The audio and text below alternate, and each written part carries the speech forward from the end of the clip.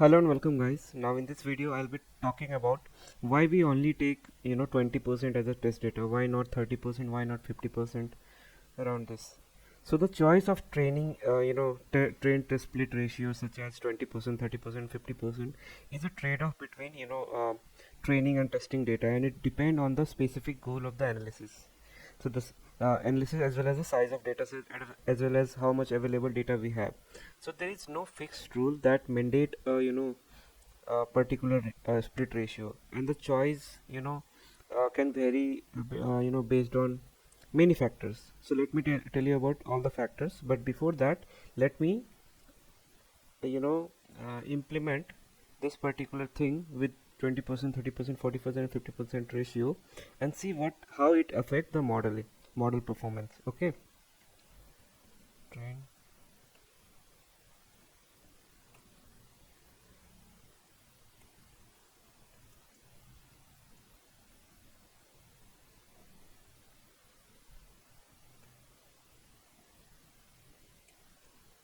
50%, 60%, 70%,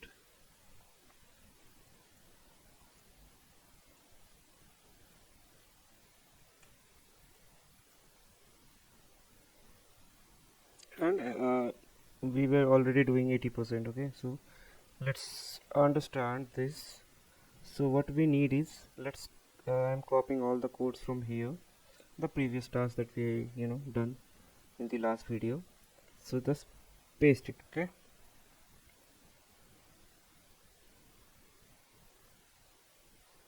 now let me move all this into one cell.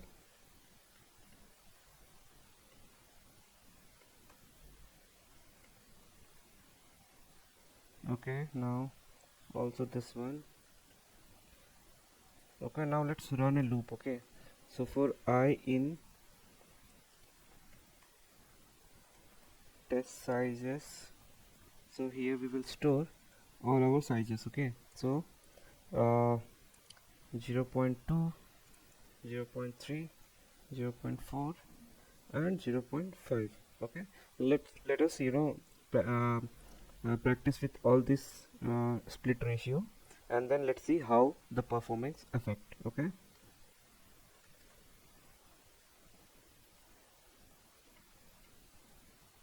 now we'll replace the test size with I, and let's run it.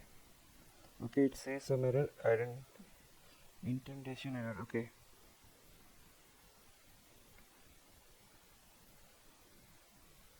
okay, we haven't run this code.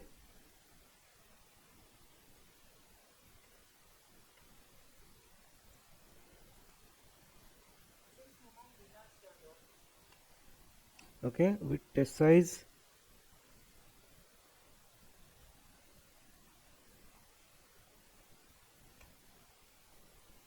okay, let's run this. Now what you see here is with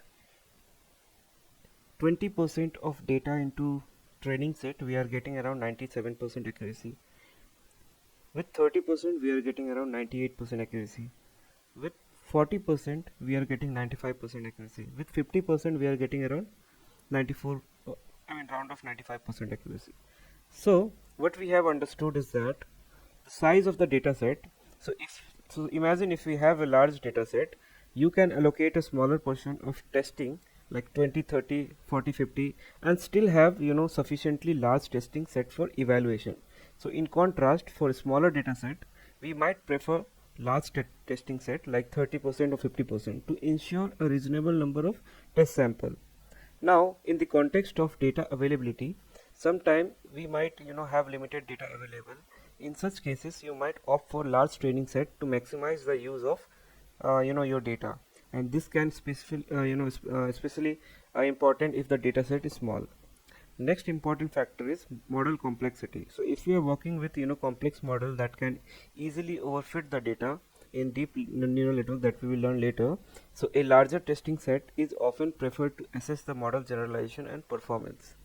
Another factor is, in some cases we might use cross validation technique like k-fold cross validation that divide the data into multiple training set that allow you to use all the available data for both training and testing. regardless of split ratio. So, so increasing the test set to be 50%, 40%, effectively, it will reduce the training set size. This can lead to, more stringent evaluation of model generalization performance. So, as the model has less training data, the impact on the performance can vary on the dataset and the model. So in some cases the model might generalize better due to a more extensive testing set, while in other cases it might underperform due to a smaller training set.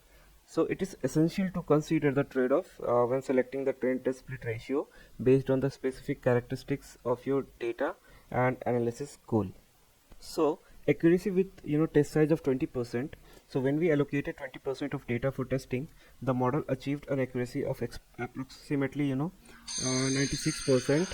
This means that the model correctly predicted the class level for roughly 96% of test sample. Now accuracy with test size of 30%, the model accuracy improved to approximately 97.78%. Okay, so this indicates that the model performance increased when evaluated on a large, test set. Now, accuracy with test size of 40%. So the model accuracy was slightly lower at 95%. So this suggests that larger portion of data used for testing reduce the training data available for model, which might have lead to smaller decrease in accuracy. At last, accuracy with test size of 50%, half of the data was used for testing, leaving only half for training. So the model achieved an accuracy of approximately 94.6%, which is lower than the smaller test set sizes. This is likely due to significant reduction in training data available to the model. So the result demonstrates that the trade-off between the training and test set sizes, as you allocate a large portion of data for testing, you have less data for training. So this can affect the model ability to learn the underlying pattern in the data. So in our case, the best accuracy which was achieved is using 30% of test set size. So indicating that it provided a good balance between evaluating the model performance and allowing it to learn from the training data. However, the choice of test size can depend on various factors, including specific dataset, model, and analysis goal. So yeah, hope you guys understand why we always take 20 and 30% of data for testing. So thank you guys. See you in the next video.